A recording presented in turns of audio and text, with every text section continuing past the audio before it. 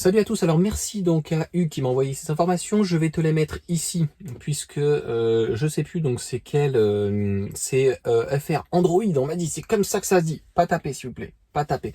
Donc c'était très intéressant, donc le titre, l'article était intéressant, on va dire, j'ai même pas eu besoin parce que tout est bien défini, donc le tarif, et j'ai l'habitude avec Renault, tu sais, de ce genre de tarif agressifs qui sont complètement faussés. Donc sur leur site, je t'inviterai à aller voir. Donc c'est uniquement de la com, c'est du foutage de gueule. Donc là, 290 à 290 euros, que vaut-elle? Eh bien, rien du tout, puisqu'au final, elle vaut, si tu as 4000 euros de bonus, elle vaut, je te mettrai le calcul juste après, 467 euros, j'ai fait le calcul. Donc c'est pas compliqué, c'est 290 euros, mais avec un premier apport de 10 400 euros. Donc si tu fais 10 400 euros, que tu enlèves tes 4000, si tu as 7000, tant mieux pour toi, ça te fera moins d'apport, et bien il te reste donc 6 400 euros d'apport. Tu le divises par les 36 mois, 37 mois parce que c'est le premier, l'apport est la première mensualité. Donc sur donc 3 ans, 36 mois, ça te fait donc je sais plus combien, plus les 290 que tu dois payer, ça fait pratiquement 500 euros. Ça fait très cher, il n'y a pas de miracle, c'est un véhicule qui est excessivement cher, on parle donc d'une petite sportive avec un moteur de 180 chevaux qui est uniquement bridé, qui te propose un tas de fonctionnalités pour une petite sportive qui ne sert à rien. Honnêtement, une petite compacte, enfin du moins là, une petite citadine sportive, limite uniquement avec un écran, un peu à la Tesla honnêtement, très simple, efficace, une 4 roues motrices ou en propulsion de, même elle pourrait délivrer 250 chevaux, mais elle fait maximum, donc le moteur de la E-Tech fait 220 actuellement, il va passer peut-être normalement aux 800 volts d'ici 2027-2026, donc à 270 chevaux. Pareil, c'est bien beau d'avoir des chevaux et du couple, mais si le véhicule est pas capable en fait de le transmettre et qu'il est constamment en train de patiner, ça va être compliqué. Et voilà, ça va être très difficile en fait de le concurrencer. Je suis désolé, l'Alfa Romeo, donc pour le coup, Milano, qui devait s'appeler, donc Junior, bah, étant 4 roues motrices, qui fait 280 chevaux, là franchement Stellantis a tapé très fort pour une fois, parce que franchement ça va être très compliqué pour une marque comme Stellantis par exemple, bah, à un moment donné, de donner la direction à toutes les marques. Ça fait beaucoup de marques, donc ça devient compliqué. La Renault, c'est pas le cas. Ils ont une certaine hiérarchie. Il y a Dacia aujourd'hui qui fait un véhicule entre guillemets électrique et puis le reste, donc c'est essentiellement maintenant de l'essence. Ils vont arrêter donc le diesel, du GPL, et puis c'est à peu près tout, avec pratiquement qu'une seule motorisation, voire deux, et lancer, si on peut dire, l'hybride simple pour attirer les gens, donc chez Renault. Encore une fois, la R5 n'était pas du tout sur ce prix-là. C'est extrêmement décevant parce que on sait très bien que sur la R5, ils ont repliqué donc le châssis de la Clio, donc qui était déjà les investissements étaient déjà faits, tu vois. Donc l'amortissement sera encore plus important. Donc même si c'est donc il y a un V2L, même si c'est entre guillemets une vraie électrique, ça reste un moteur qui est donc comme un moteur thermique en porte-à-faux qui n'est pas donc sur l'essieu ou quoi que ce soit. La première d'entrée de gamme est à 180 chevaux, donc c'est le même moteur, donc en fait il est juste bridé, c'est du marketing pur, alors que franchement ils auraient pu dire il y a un seul moteur, c'est 220 chevaux, et puis après si vous voulez une finition un peu type sport, il y a des gens qui veulent ça. Et brider en fait informatiquement, enfin à ce niveau-là, enfin, je trouve tellement, enfin, tu me diras ce que t'en penses, moi je trouve ça tellement ridicule. Donc après, bah, il n'y a pas de miracle, hein.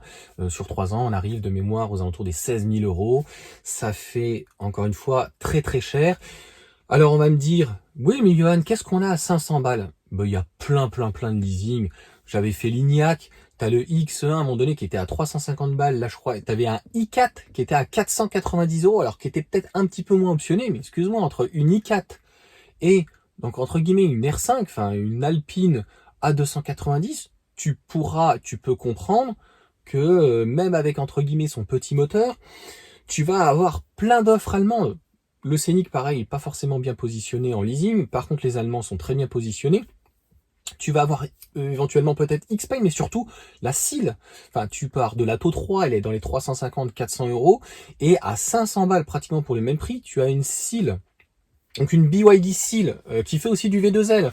Donc à un moment donné avec une très grosse batterie et en LFP cette fois-ci. Donc en fait c'est pas une batterie NMC de 52 kWh. Je rejoins Mac Forever où j'avais posé une question, il m'a dit voilà mais bon si on l'utilise on va dire une dizaine ou une vingtaine, une trentaine de fois par an le V2L, ça va pas forcément impacter sur la batterie. Recharge, décharge uniquement pour alimenter autre chose et que ça sorte non pas pour la production ou en tout cas la consommation du roulage ou de la voiture ou quoi. Je comprends, mais encore une fois, pour moi, une batterie NMC en V2L, c'est une bêtise. Il faut que ça soit absolument une LFP par rapport au nombre de cycles, en fait. Donc, ça sert à rien de taper dans la batterie si, à mon sens, c'est pas réellement prévu. Comme tu le sais, malheureusement, donc Renault, voilà, fait que du NMC. Ils sont barricadés sur le NMC, en poche, avec ses avantages peut-être de réparation, mais ses gros inconvénients, donc d'avoir un châssis pour le coup très haut, donc obligatoirement d'avoir des très grosses jantes en 18, aussi grosses donc finalement qu'une modèle 3, et d'avoir un plancher qui soit très haut, et un véhicule qui finalement petit en gabarit, mais qui a vraiment très peu de place. Donc j'avais fait une vidéo où j'étais allé la voir. Franchement, je suis assez déçu. Voilà, que ça soit la R5 ou la 290, et puis la 290 par rapport au prototype, on en est quand même très très loin. Au final, donc cette voiture, la 290, c'est quelques changements. C'est pour moi un changement de finition. C'est comme une Audi, si tu veux, et que tu passes à une A6 à une S6 ou une RS6. Quand tu vois une RS6, c'est très énervé. Tout a été changé au niveau du pack par rapport à une A6. Même une Allroad ou quoi, enfin il y a énormément de changements. Bah là c'est pareil, à l'arrière très peu de changements, quelques petits bandeaux, le pare-choc a été changé, et puis l'intérieur on a changé quelques petits logos, on a changé un petit peu les sièges, mais voilà, 7 secondes 4, c'est pas non plus une très très grande sportive. 7 secondes 2, je sais plus, c'est 6 secondes 4 je crois pour les 220 chevaux, et puis toutes ces mesquineries, donc marketing. 290 € avec un apport éventuellement de 7000, quelqu'un qui aurait le gros bonus, là ça aurait pu être quand même très intéressant et compétitif. Par contre, bah, si tu enlèves les 4000 € et que ça te fait donc par mois finalement que tu enlèves l'apport et que l'apport est uniquement de 4000 €, bah, va venir se répercuter donc la mensualité, et à pratiquement 470 €, ça commence à faire. Est-ce que ce prix en plus indiqué, donc c'est sans la peinture, sans tout, hein, donc c'est la peinture verte, si tu veux changer la peinture ça sera en plus encore, hein, ça va te rajouter 500 000 €, mais à ça tu connais Renault, moi je le sais, c'est ce que j'ai eu donc avec ma Renault Mégane, tu vas avoir encore entre 500 et 1000 € donc de frais de mise en service. Tu n'auras pas le type 2 mais que tu pourras acheter éventuellement sur AliExpress, ou le câble que j'ai avec Daloar, c'est une centaine d'euros, donc ça t'évitera de le payer de 400 €. Et puis voilà, si on peut dire, toutes les mesquineries, la révision chaque année. Si tu veux pas la révision chaque année, bah, il faudra prendre donc encore pour 30 € par mois. Donc 290 non, 467 € de mémoire au minimum. Si tu commences à rajouter quelques petites options, ou que ouais, j'ai le portable qui est tombé, ouais, je te raconte, et que en gros tu rajoutes des indemnités, ou tu rajoutes l'entretien inclus dedans, un pack sérénité, enfin tous leurs petits packs, sans compter des packs qui sont des fois à 50, le remorquage, enfin voilà, ce genre de choses, des petits packs supplémentaires.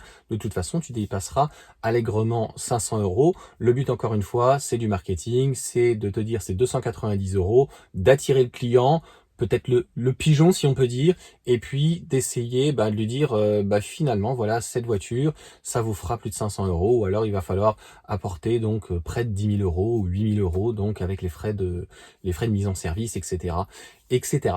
Sur ce, bonne journée à tous. Dis-moi ce que t'en penses, franchement, et surtout, mettez-moi en commentaire, ça m'intéressera de savoir qu'est-ce que vous, pour 500 € par mois en leasing, neuf bien sûr, vous achèteriez. Je t'ai donné plein d'exemples, la BYD Seal qui est dans ces tarifs-là, tu vas avoir aussi un X1 qui sera par exemple moins cher, tu peux même peut-être avoir un X3, tu as aussi la i4 à un moment donné, mais je crois qu'elle est plus forcément attractive, tu as l'Ignac aussi qui est moins cher, etc., etc. Il y a énormément de réelles offres attractives, sans apport, et parfois même qui n'ont pas de bonus, et même sans apport. Tu as une MG4 aussi, on est aux alentours des 400 € par exemple pour une MG4 X-Power, là c'est une vraie sportive, 4 roues motrices, 400 € donc par mois, avec donc 431,5 chevaux, et qui fait du 3 secondes 8. Donc la question à mon avis est vite répondue.